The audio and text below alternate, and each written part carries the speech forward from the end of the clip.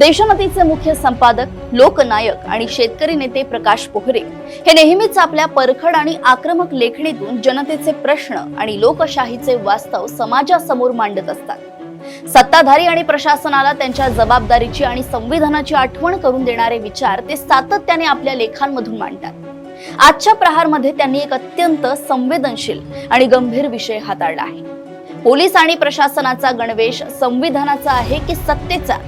जंतर मंतरवरील विद्यार्थ्यांवरील दडपशाही आणि किसान घाटावर शेतकऱ्यांवर झालेल्या कारवाईच्या पार्श्वभूमीवर प्रकाश पोहरे यांनी व्यक्त केलेले हे विचार आणि त्यांनी उपस्थित केलेले जाब नक्की काय आहेत ते जाणून घेण्यासाठी हा विशेष रिपोर्ट शेवटपर्यंत नक्की पहा। प्रकाश पोहरे यांनी नमूद केलंय की इतिहास कधीही माणसाच्या पदव्या, रँक किंवा पद पाहत नाही, तर तो माणसाची भूमिका पाहतो। जालियनवाला बाग, आणीबाणी, नुरेमबर्ग ट्रायल्स आणि लोकशाहीतील प्रत्येक संघर्ष हाच धडा देतोय की गणवेश माणसाला अधिकार देतो, पण त्याचा विवेक हिरावून घेत नाही। वरिष्ठांचे आदेश पाळणे हे कर्तव्य असले तरी राज्यघटना आणि मानवतेशी निष्ठा राखणे हे त्याहून मोठे कर्तव्य असल्याचे मत त्यांनी मांडले।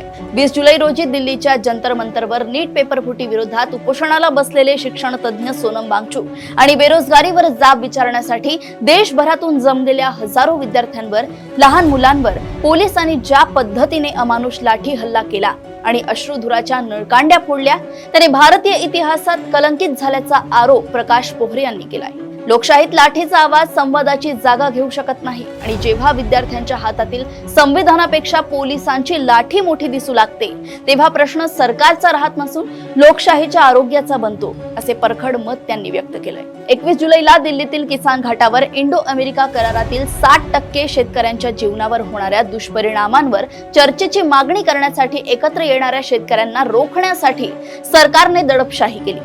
आंदोलनाचे नेतृत्व करणारे गुरनाम सिंग चढुनी यांना आदल्या दिवशीच गावात अटक करण्यात आली, तर शेकडो बसेस आणि रेल्वे गाड्या थांबवून आंदोलकांना रोखण्यात आले।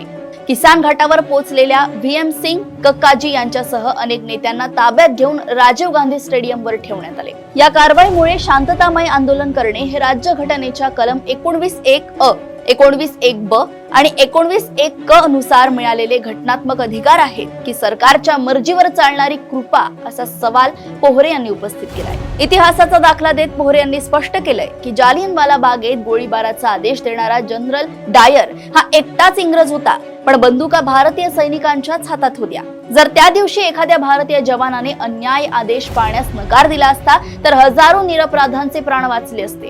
नुरेमबर्ग न्यायालयाचा संदर्भ देत त्यांनी सांगण्याचा प्रयत्न केलाय की मी फक्त आदेश पाळत होतो, हे अन्यायाचे समर्थन होऊ शकत नाही। पोलीस, सैनिक आणि प्रशासकीय अधिकारी हे कोणत्याही पक्षाचे किंवा सरकारचे नोकर नसून ते भारताच्या राज्यघटनेचे रक्षक आहेत। त्यांचा पगार कोणत्याही मंत्र्यांच्या खिशातून येत नसून तो शेतकरी, कामगार आणि करदात्यांच्या पैशातून दिला जातो।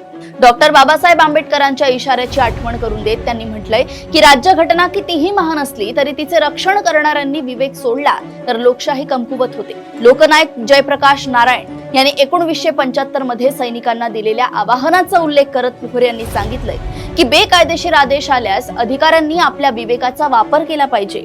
सरकारे आणि मंत्री बदलतील पण संविधान बदलत नाही। निवृत्त झाल्यावर जेव्हा अधिकारी सामान्य नागरिक बनतील तेव्हा त्यांना भूतकाळातील चुकीच्या कृत्यांमुळे मान खाली घालावी लागू नये, असा इशारा देत देशाला सत्तेचे सैनिक नव्हे तर राज्यघटनेचे प्रहरी हवे आहेत, असे मत प्रकाश पोहरे यांनी व्यक्त केलंय। देशोन्नतीचे मुख्य संपादक प्रकाश पोहरे यांनी मांडलेल्या या परखड विचारांवर आणि त्यांनी उपस्थित केलेल्या प्रश्नांवर तुमचे काय मत आहे, आम्हाला कमेंट करून नक्की सांगा। लोकशाही आणि संविधानाच्या जागृतीसाठी हा प्रहार जास्तीत जास्त शेअर करा आणि लाईक करा। अशाच घडामोडी व अपडेट्स मी ऐश्वर्या आपल्यापर्यंत घेऊन येत राहील। तोपर्यंत बघत रहा देशोन्नती। नमस्कार।